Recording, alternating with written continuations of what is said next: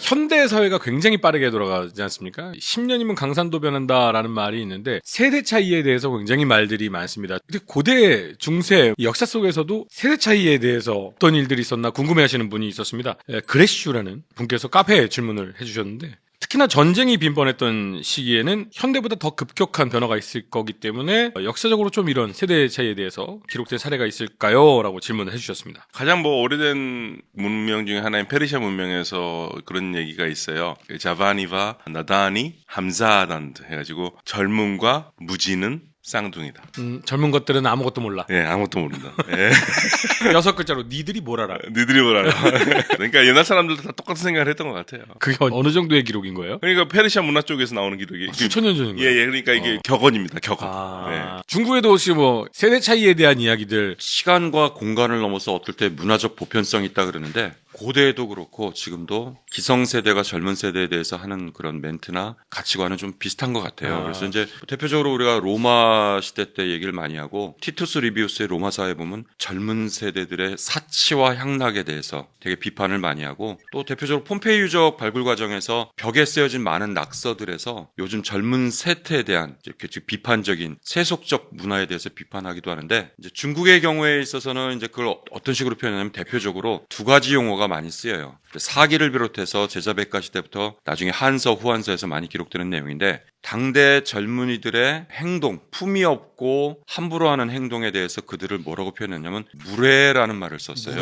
예, 저희가 오늘날 무례배라는 말을 쓰기도 하는데 그 무례라는 말이 이미 2000여 년 전에 중국의 사료에서 행동거지가 올바르지 못한 요즘 젊은 애들 무례라는 말을 쓰는 게 있고 또 한 가지가 잘 쓰는 표현이 악소라는 말을 써요. 나쁜 젊은이들이란 말인데 악소, 악소년 또는 악소자라는 말인데 그러니까 대표적으로 이제 악소라는 말을 쓰죠. 그래서 요즘의 젊은 애들은 뭔가 잘못됐어라는 말을 악소라는 말을 두 가지를 쓰는 근데 거죠. 참 넌 무례하게 무슨 짓이야라고 할 때는 무례잖아요. 예의가 없다라고 할 땐 무례고 근데 무례는 뭐예요? 무례는 원래 한자로 보면 의지할 데가 없는 안타까운 젊은이라는 말 쓰는데 나중에 가면 행동거지가 잘못된 사람을 대부분 무례라는 말을 쓰게 돼서 지금은 우리가 이제 무례배라는 말을 잘 쓰는 거죠. 근본 없는 놈이라는 그렇죠. 뜻이네요. 그러니까 약간 부모님 안 보묻는 느낌이 좀 있네요. 좀 그런 거죠.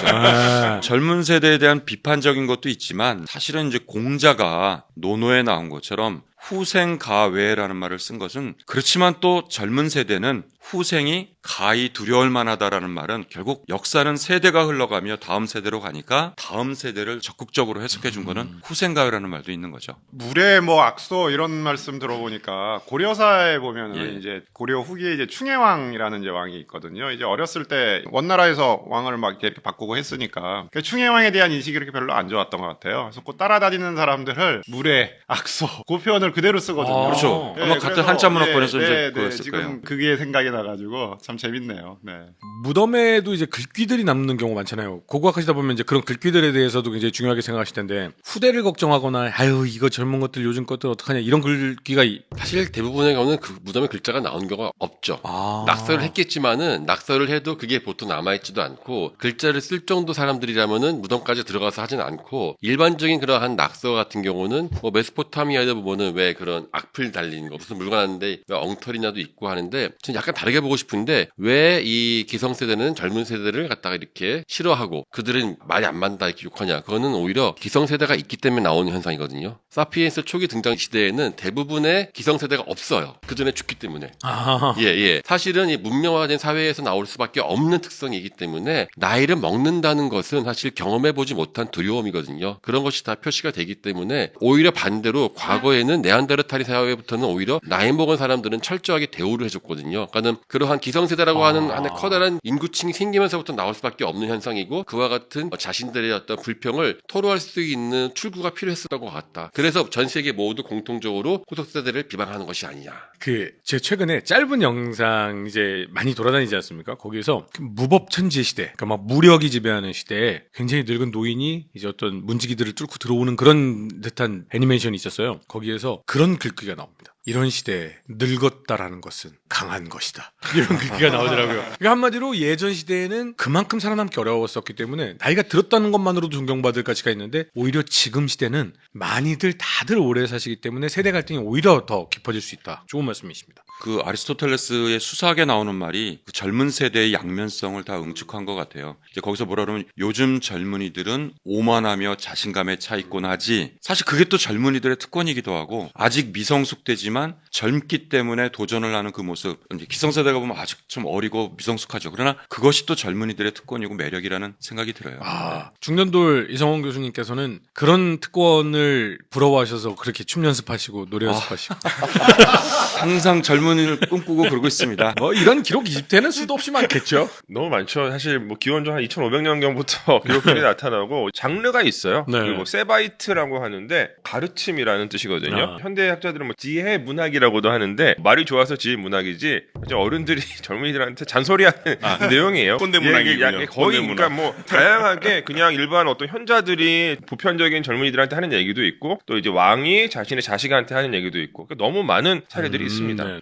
강화도에서 저희가 MT를 와서 특집을 이렇게 여러 편 찍고 있는데 수도를 이제 옮기잖아요, 고려는. 네. 근데 이제 그것에 대해서 참 말이 많습니다. 잘한 결정이다, 뭐 잘 싸웠다 39년, 외교도 잘했다. 다 버리고 도망가서 지들만 그렇게 했냐. 이때 당시에도 고려 시대에도 여기 강화로 수도를 옮기는 거에 대해서 반대 세력과 친강화 세력이 많았겠죠. 반대 세력이 압도적으로 많았죠. 그래요? 네, 반대 세력이 압도적으로 많았고요. 이 강화도로 옮기는 과정 자체가 당시 이제 최씨 무신 정권 최후가 이제 최충원 아들이 집권하고 있었잖아요. 그냥 독단적으로 결정한 거예요. 그러니까 왕도 가기 싫어했어요. 왕도 가기 싫어했는데 최후가 가자. 왕이 네.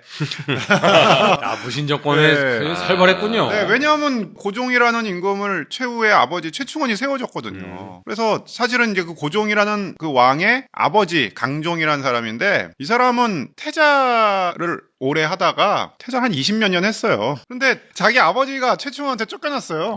그러니까 자기도 같이 쫓겨나는 거죠. 그래서 자기 이제 삼촌, 자기 사촌이 왕을 하다가 그 사촌이 최충원을 죽이려고 그랬어요. 아웃되죠. 파이어 되니까 누구를 왕으로 할까 하다가 내 말 제일 잘 들을 사람. 보니까 이 사람은 내가 쫓아냈는데 내가 다시 태자를 왕으로 세워주면 나한테 감사하겠지.